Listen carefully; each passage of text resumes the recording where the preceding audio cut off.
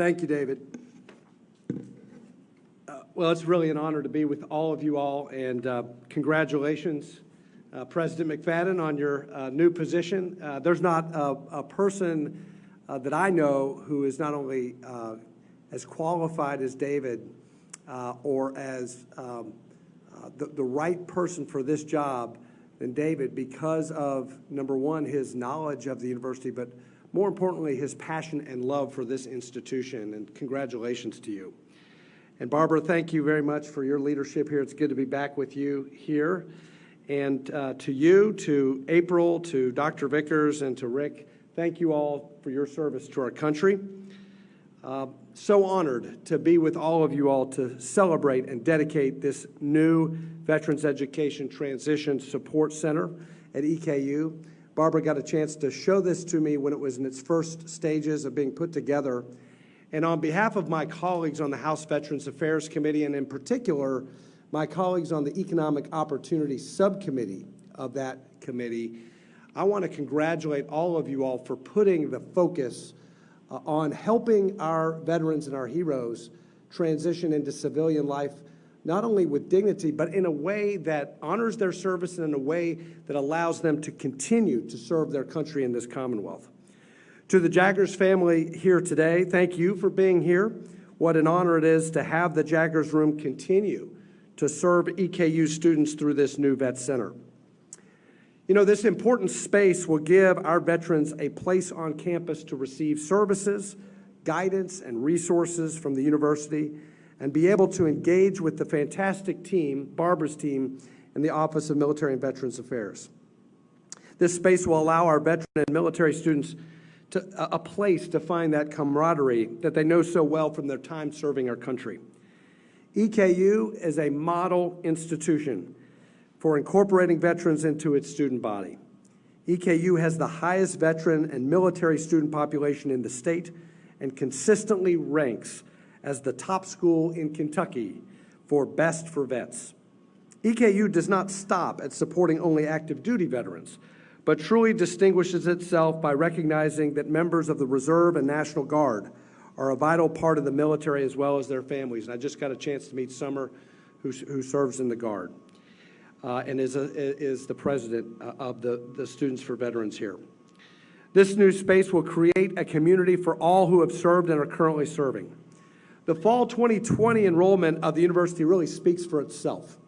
EKU boasts 1,400 veterans, active duty, reserve, guard, and military dependents and spouses among its student body, comprising 10% of the full student body population. Of this population, 72% are categorized as non-traditional students, meaning that many are married, have children, already working and seeking to improve their lives and the lives of their families. When navigating an education, in addition to the normal rigors of life, Barbara and her team are here at EKU to do an incredible job of bringing along the student and helping them on the road to success. The experience and education EKU provides serves the Commonwealth well, with 70% of its student veteran and military student population living as Kentucky residents, while also having students enrolled in 48 other states and several military locations overseas. Service members and veterans bring unique skills to the workforce, and I commend EKU for offering an educational experience that builds on the experiences of our veterans and our service members. It is a win-win. It's a win for the veteran and their family, but it is a win for our country. It is a win for those employers who need good workers, workers who know what teamwork is all about, who knows what it means to put a cause and a cause greater than themselves first, putting the team and the enterprise ahead of their own interests. That's what these veterans and these heroes, they know that. They know that from their service.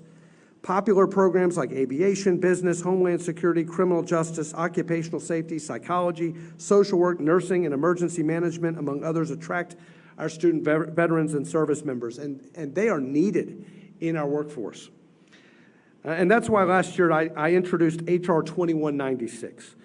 I'm very proud of this legislation. It was it was a bill to amend the Edith Norse Rogers STEM Scholarship Program to make it more accessible for veterans here in Kentucky and across the country to take classes they need to get their education. For those of you who don't know what this is, the Rogers STEM Scholarship provides up to 9 months of additional post-9/11 GI Bill benefits to qualifying veterans and Fry Scholars seeking an undergraduate STEM degree or who have earned a STEM degree and are seeking a teaching certification. And if you look at the future and the challenges facing our country right now, and I can tell you as a member of the China Task Force, our future adversaries cannot get an edge on us in terms of science, technology, and engineering and math. And if you listen to the experts and the future needs for our country's national security and preparing for a multi-decade competition with the People's Republic of China, we need STEM-educated veterans to help us with our economic competitiveness.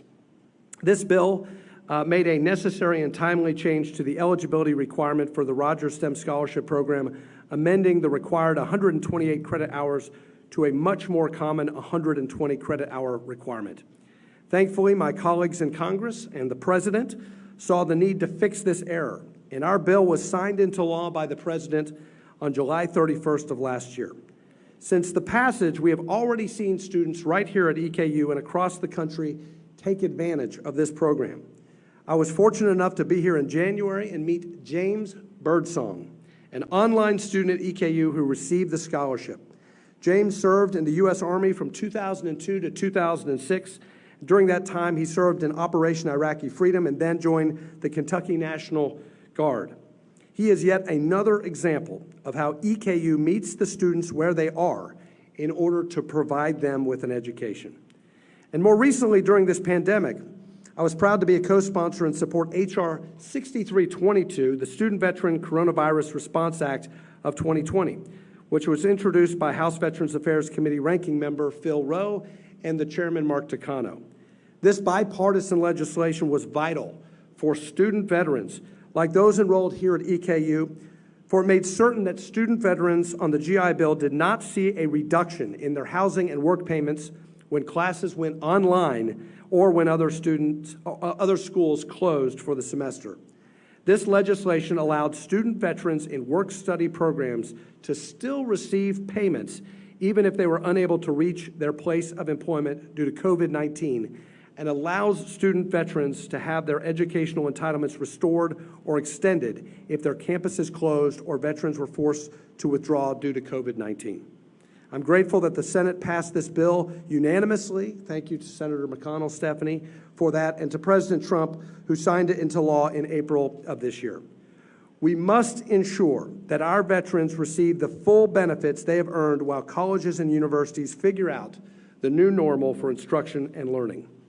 So again, thank you to Barbara, to the excellent work you do here on behalf of our veterans, to President McFadden, and for everyone here for letting me be a part of this celebration, of this important space here at Eastern Kentucky University. And as you can tell here, with the dedication of all these people and the leadership here at EKU, there's no doubt in my mind that that goal of being the most veteran-friendly university in America, that's not only obtainable, I think it's already here. Thanks so much, and congratulations.